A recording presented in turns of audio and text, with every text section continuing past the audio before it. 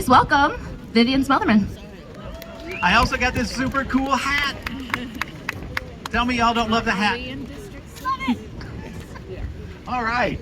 Hold on, I'm gonna get my stuff set up here. I found out that while I'm wearing the hat, my iPad doesn't recognize me. So.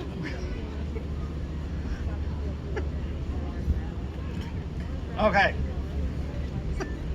So, hey, good morning, or good afternoon. We're not afternoon yet. Good morning. Hello, Pagosa. Welcome to your first annual Pagosa Pride event. I mean, seriously, how exciting is this? This is, how many of y'all done Pride events other places? All right. Where's the farthest one you've done? I did, where? Chicago, that's a big one. Minneapolis, okay. Any foreign ones? I did Pride in Amsterdam once. Okay. If you ever get a chance, oh, the whole city shuts down. It's amazing. So by all means, travel. It's wonderful. All right. So I got attacked by a balloon. So yes, welcome to your first annual Pagosa Pride event. I am honored and humbled to have been invited here today to speak. I am, as she said, as Raven introduced me, Vivian Smotherman. I am the candidate, a candidate for Colorado Senate District 6, which would be your state senator. But I'm also a trans woman and a very proud member of the LGBT community. So, all right, so let me start out by saying, how did we get here? Okay, it's 2024. Now, for those of you that are old enough, like some of us, you remember the Stonewall riots? Okay. You remember the rise of feminism in the 80s?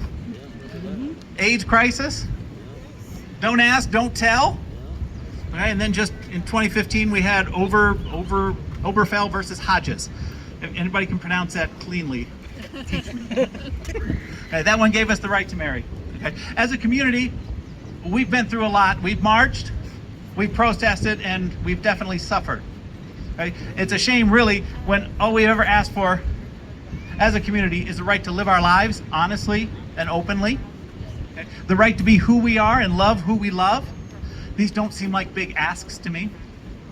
And yet today in 2024, we're still embroiled in this fight for just our simple human dignity. Right? That's insane. So for those of you here today and still committed to this fight, I definitely salute you. Right? You have my respect and my sincere appreciation, because none of us would be here without the road that we've traveled, because it hasn't been easy. Okay? You have proven yourself warriors, and you should be proud, and that's why it's Pride. Thank you. All right, now sadly our fight is not over. So far in 2024 legislative sessions across the country, there have been over 580 anti-transgender bills proposed across 42 states that are reporting. Yeah, boo. Right? We're being banned from libraries and schools, forbidden from holding certain jobs, and in many cases they just deny us the right to even exist. Okay? Don't say gay, don't get me started. Give me a break. But we are here. Trans people, LGBT people, we are here, and we do exist. In fact, I spent the better part of the last 2 years studying transgender figures through history. And if you didn't know, there's a lot of them, and they're pretty incredible. Okay? I can tell you about Catalina de Arauso, who in 1582, at the age of 4 years old, I love this story, that's why I'm telling it. At the age of 4 years old, her parents sent her to a convent. Okay? At the age of 15, she escaped the convent. She stole a pair of scissors, needle, and thread, and she took her nun's habit, and she retailored it into a pair of men's breeches and a doublet. Okay? Then she went on a tear across the New World, through South America. She murdered, she stole, she killed, she did all kinds of bad things. She was also a soldier. She had an incredible life living as a man. Eventually her past did catch up with her. But the Spanish were so impressed with what she had done that the Spanish king gave her a military pension, and the Pope in Rome gave her special dispensation to live out the rest of her life as a man. Right? So that was 500 years ago. That happened. Right? I can tell you about Chevalier de Ion, another fantastic character through history. Okay? De Ion was really skilled at impersonating a woman, right? Probably trans. It's hard to tell with some of these historical figures. He was so good, in fact, that King Louis XV of France in 1790 sent him, disguised as a woman, to Tsarina Elizabeth's court in Moscow, in Russia. Because, it wasn't Moscow then, sorry. Because the French at that time had no presence in the Russian court. They were at war with England, they were at war with Russia, and they needed a presence there to try to change things. So the king sent this trans woman to the Russian court, where she got there. She took a job as the Tsarina's personal reader. So she had direct contact with the Tsarina.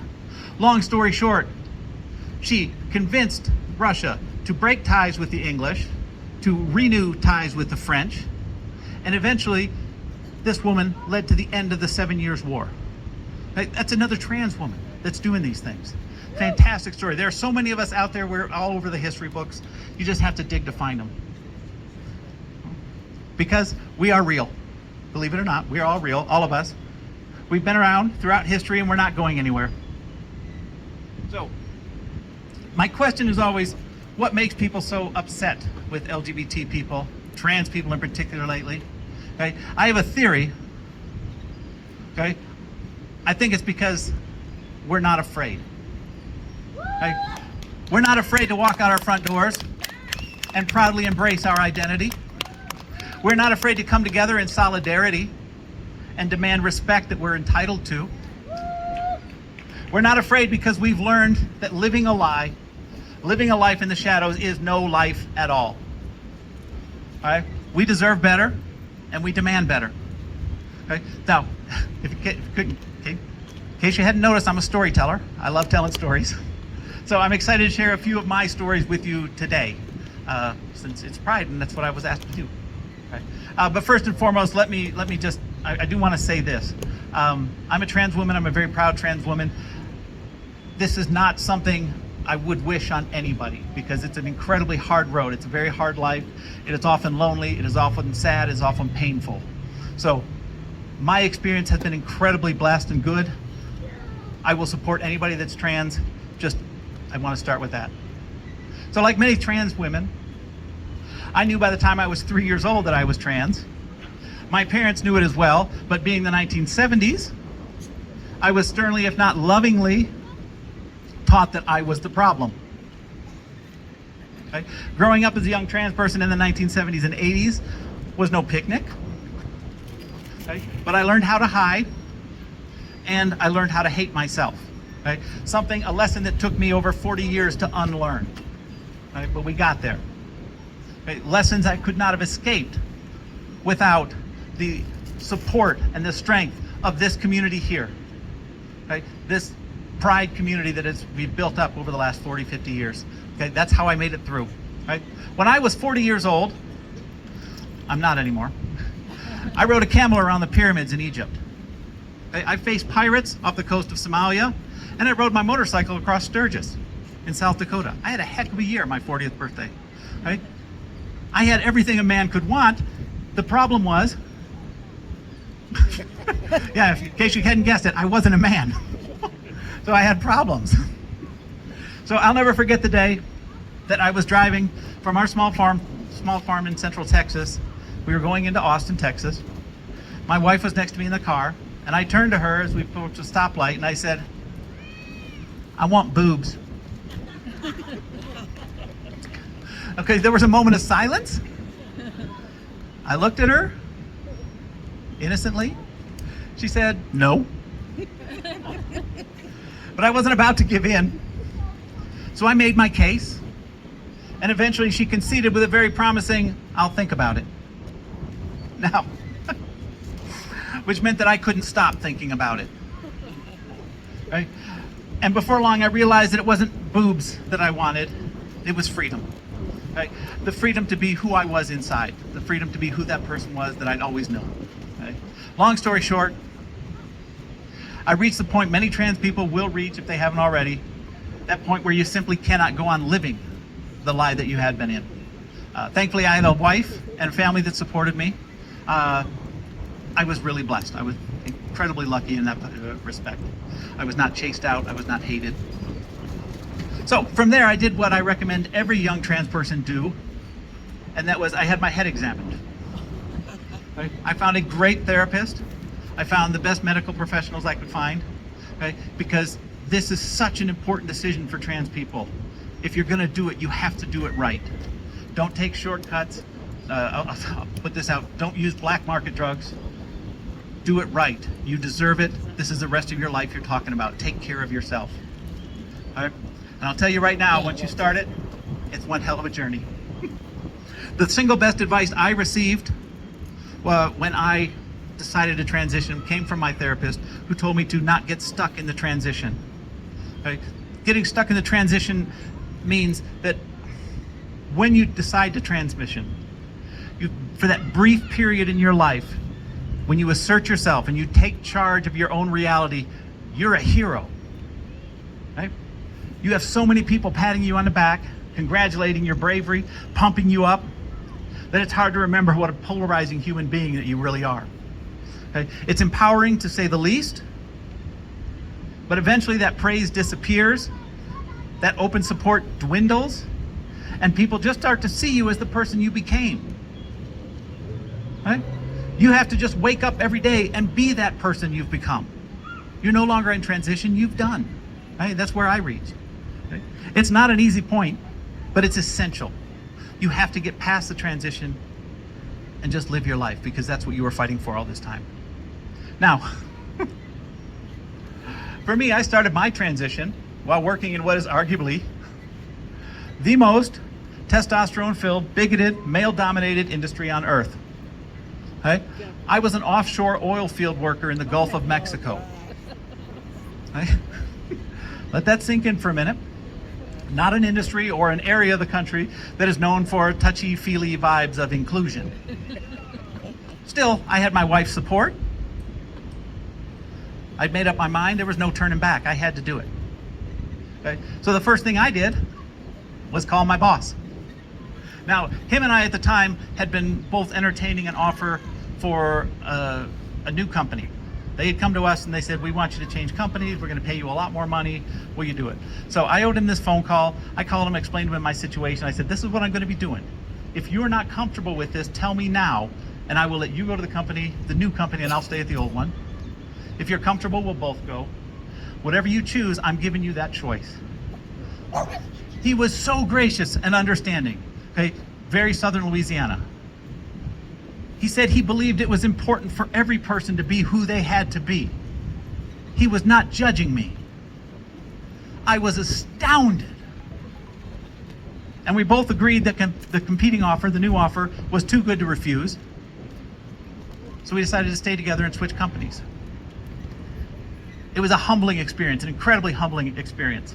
Now, as we ended that phone call, without my asking, he told me he could appreciate what a personal issue and decision this was. And he said, I'm going to keep that to myself. That's just between you and I.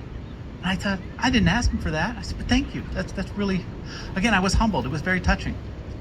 And we hung up. Now that lasted about 15 minutes, because that's how long it was till my phone rang, and I picked it up. And the hillbilliest backwoods bayou boy you'll ever meet was calling me. And I said, hello, Kurt. I got that much out before he screamed into the telephone, I want to pick your name. Excuse me? He says, your girl name. I want to pick your girl name. How about hell no? And now, I'm not questioning my friend's moral character here or his motivations for making such an insane request. Okay? He was a man, after all, that had taken the time to burn himself once with a welding rod to hide the hickey he had gotten from his wife. Okay? He was a man of character, let me tell you. Okay? But I know if I let him pick my name, I would be standing up here today as Bubbles or Diamond or Lexus. These were the names of the women that he knew most in his life. Still, he hadn't called to harass me. He hadn't called to spew hate. And he hadn't called to condemn me to hell. He called because he thought it was funny. I couldn't ask for more than that. That was just incredible. Okay? My next confrontation came with my best friend, who also changed companies with us at the same time. Now, my best friend is about 6'3", 6'4", weighed about 350 pounds, fantastic man, love him to death. He was always there for me. I went to the new job about a month ahead of him. He came afterwards. He showed up on board the first day, and he said, "We need to get together because there are some crazy rumors flying around the Gulf of Mexico about you." I said, "Hold that. We'll go out tonight and we'll talk." So we went out that night to a cozy little bar. We were in Haarlem in the Netherlands. A beautiful town if you ever get a chance to go. So we were in Haarlem. We found a quiet little empty pub. We sat there, we talked, we caught up for a little while, and then he got up and he ran to the bathroom. While he was ran in the bathroom, I asked the bartender, I said, will you put 5 shots right here along the bar for me? Now, my friend was not typically a drinker. He would do a beer, but that was it. I knew this was going to take a little bit more convincing. So I laid out these 5 shots. He came back from the bathroom, he saw the 5 shots, and he said, "You know I don't drink." And I said, "I acknowledge that. I know that you don't drink. But every one of those rumors you heard was true." Let me tell you, all 5 of those shots disappeared like that. On the bright side, he's still my best friend today. Anywhere I go in the world, if I call him, he will come and work for me. Right? Again, fantastic people. It comes down to,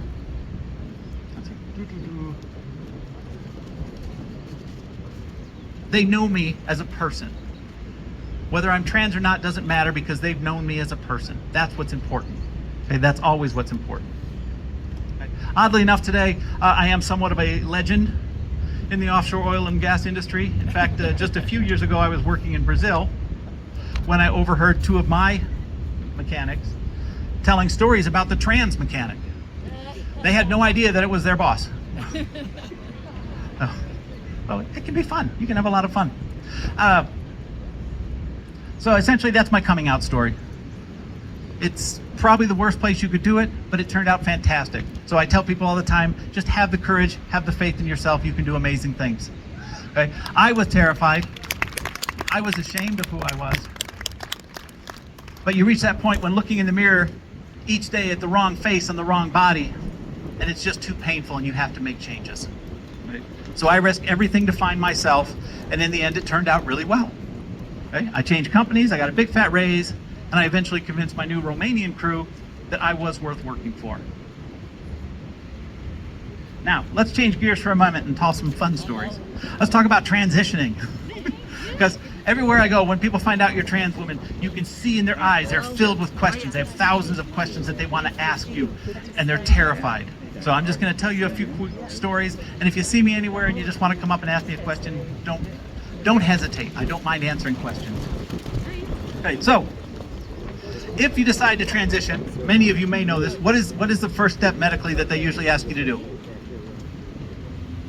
I saw you mouth it. Hormones, HRT, hormone replacement therapy. Okay, I started mine in 2012. Now, when you start taking these hormones, because they're changing your body, any guesses on what the first thing I noticed was? Oh, you are so close. That's going to come really quick. We'll get to that here in a second. No, the first thing I noticed, okay. I feel great. You felt great. You do feel great, that's true. The first thing I noticed, and it threw me away because I thought I was having a bad reaction.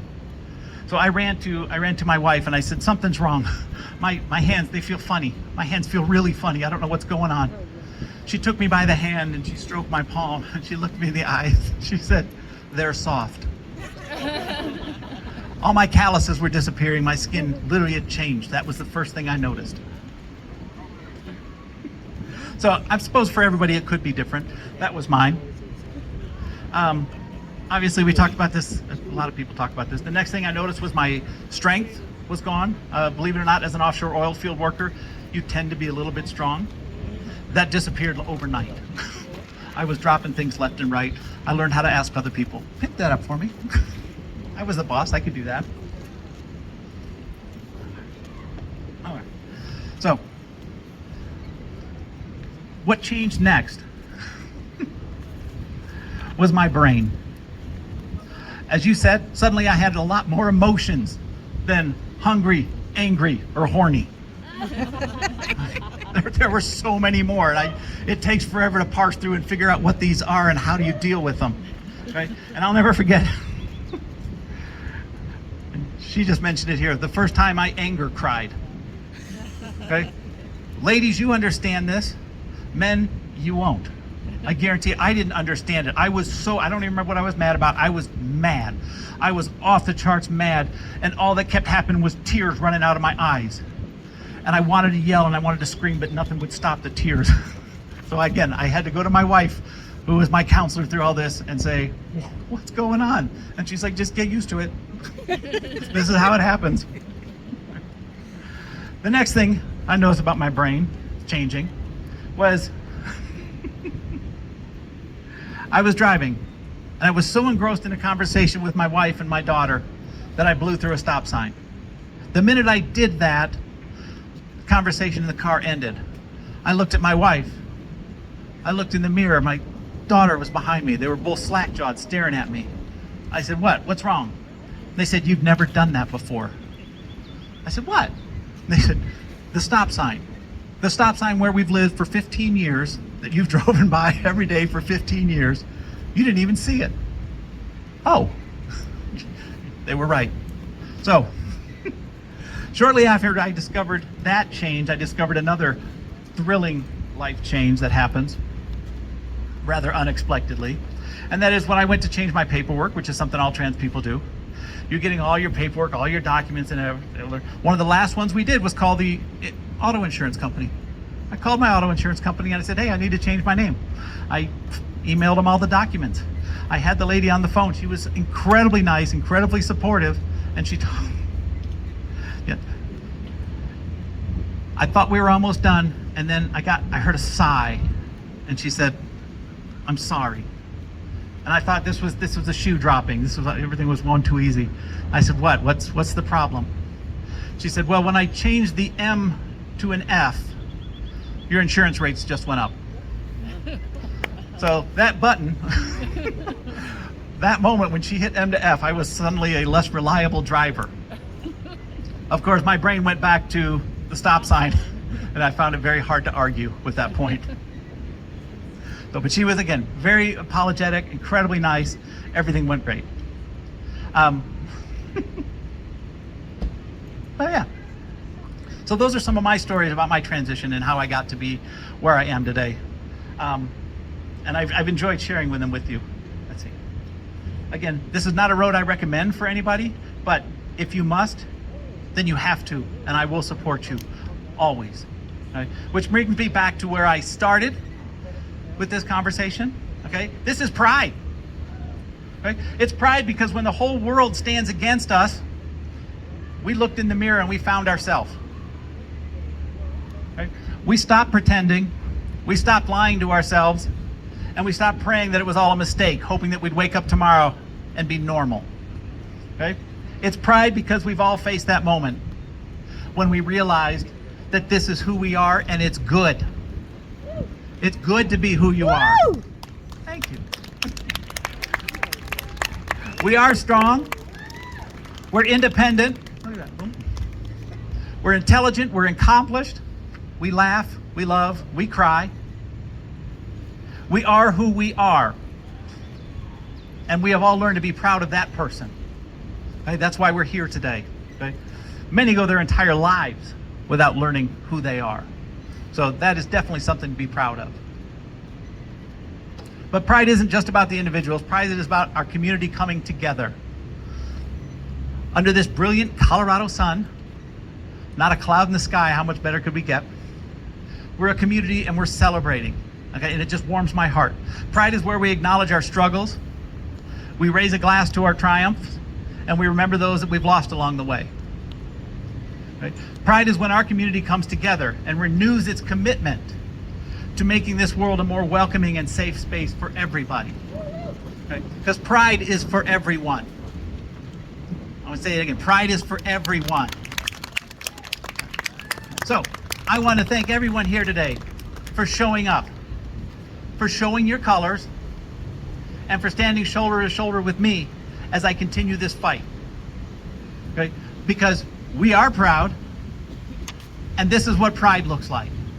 So thank you all for letting me come out and talk to you this morning. I really appreciate it.